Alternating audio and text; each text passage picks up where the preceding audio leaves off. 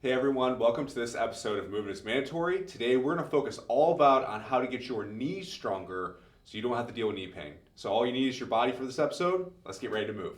Okay everybody, in today's episode we're going to go through 3 awesome movements that are going to help get the stress back to where it needs to be to really help strengthen your hips, which is going to help strengthen your knees.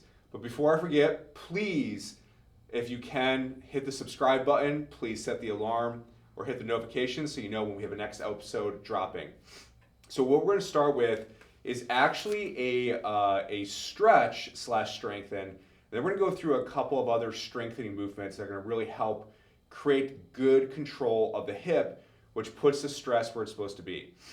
The big thing about the knee is a hinge joint. So it's not meant to stabilize. It's not meant to actually take a majority of the load. That's what the hip is for. The knee is really meant to make sure we don't just move around stiff-legged, right? So let's go through these 3 movements. We're going to go through a round of them. We're going to do each movement for about 60 seconds on each leg when it's unilateral, and we both will just do about 60 seconds.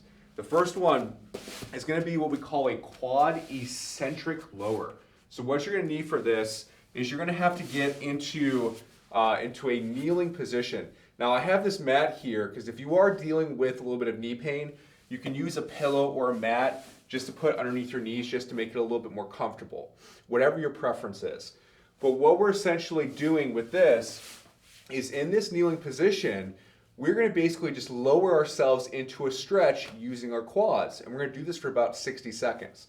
But what I'm looking to do is as I lower myself, I'm trying to push my hips forward so I really keep all that stress in my quads. So it's going to look like this.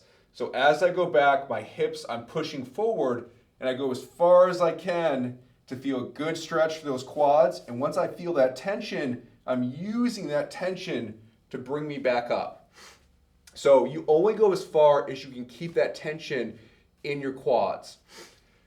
What we want to make sure to do is to not do this, where we just kind of sit our butt back. We really want to make sure we feel a good, at times slightly uncomfortable stretch through our quads as we do this. So we're just going to rock back and come back up. We're going to do that for about 60 seconds.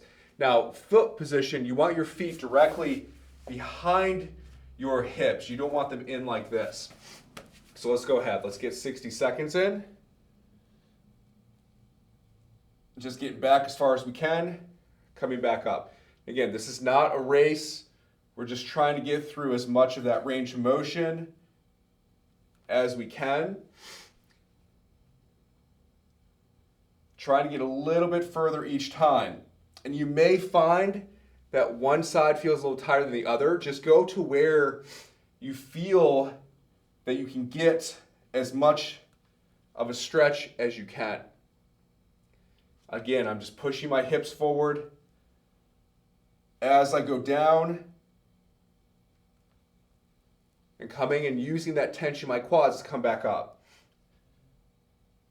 A minute of these equates to about 10-15 reps if you do it with consistency.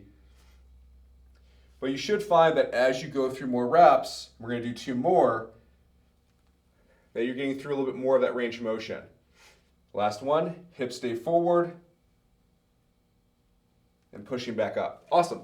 So now that we've strengthened or got some stress to those quads, it's going to really help turn them off, but also allow them to accept load at the same time. So now what we're going to do is what we call a single leg deadlift variation. So what we're going to be doing for this, so we're going to do our left leg first. But what I'm going to do is I'm going to keep my back big toe down. And all we're trying to simply do is we're just trying to think that we're just trying to pick up an object like a cup or a pencil towards my pinky toe of my front foot. So all I'm going to do is put all of my weight or majority of my weight on my front foot. I'm going to twist my hips and I'm going to aim my hand just for that pinky toe and come back up. What we're trying to do is as I go down, I'm shifting all that weight and tension into this hip so that once I have that tension, I'm driving back up using that tension. We're going to do this for about 60 seconds. Now, a lot of people do single leg deadlifts like this. I actually prefer the big toe stays down so that you can use it for balance. So this is purely a strength exercise, not a strength and balance exercise. There will come a time for it to be strength or for it to be balance, but right now it's not. Right now we want to just focus on the strengthening and our system to learn how to get the tension to that hip. Now, as we do this, you want to make sure you're keeping that weight on the inside of the foot. You don't want to roll to the outside. So my big toe should stay down as I just go up and down. We have 2 more reps. We're going to switch sides. Now, if you can't get all the way down, that's okay. Just go. If you get to here, that's fine. We're trying to get through as much of that range as we can control. After that, we're going to do the other side. My big toe on my left foot stays down, reaching my left hand towards that right pinky toe, twisting, keeping all that tension in my hip, my right hip, and trying to get through that range. You can see I'm kind of shifting towards that's my foot. That's where I can use that left big toe to help keep me stabilized. And I'm just going to shift so you can see it from the side as well. Big toe stays down. My weight stays on that front foot so that I can really keep that tension in the hip. We'll do 2 more reps. Just really working through that tension. That's the big thing, is all that stress needs to stay in the hip. Now, the last move we're going to do is a reverse lunge. The goal with this is to try to keep the tension in the hip as much as possible. So what it's going to look like, and we're actually going to alternate this, but the main thing you need to think about is your nose always stays over your toes. So as I go down and bring my back foot down, my nose is still here in front of my toe. I push down through the inside of that front foot to come back up. Then vice versa, nose over toe. You can see my knee goes in front of my toe, which is good, that's what we want, and I push down to come back up. See it from the front. As I come down, nose over toe, push down through the inside that foot. As I come back up, what we don't want is this. We don't want you to come up like this on the outside. You're pushing straight down into the floor. That's what helps you really use that hip. So now we're going to do this for about 60 seconds. I'll go from the side. Nose stays in front of toes, push down. Nose in front of toe, push down. And as I come back up, majority of stress is coming from that front foot. If you have to use that back leg a little bit, that's okay. But I'm really trying to get through as much range as I can, keeping that weight on the front of the foot. If you can't go all the way down, if you only come to here, that's okay too.